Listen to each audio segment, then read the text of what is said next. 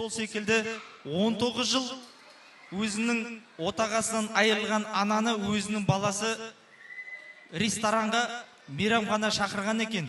Сол уақытта өзінің анасы түсінбей, балам не болды, саған не көрінді деп айтқан уақытта, жоқ анашым, мен дейді сені әкем кеткелі 19 жыл ешқайға апармаған екен, бірақ осы сәтте мен сені бір мейрамханаға апарайыншы деп айтқан екен.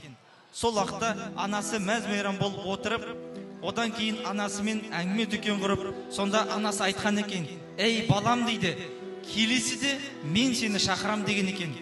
Бірақ Алланың қалауымен, Алланың дәм тұзы анасының таусылғаннан кейін, сол анасы өмірден өткеннен кейін, сол баласына бір жапырақ қағаз келген екен.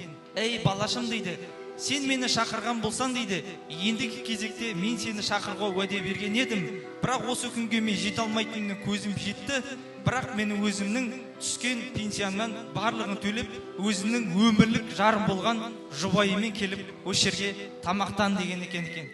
Бұл өмірге адамға өте қиын нәрсе, өзінің анасына, ей анашым, мен сені барлық нәрседен де жақсы көрем деп айту қазіргі қоғамда, қазіргі жағдайда өте қиын.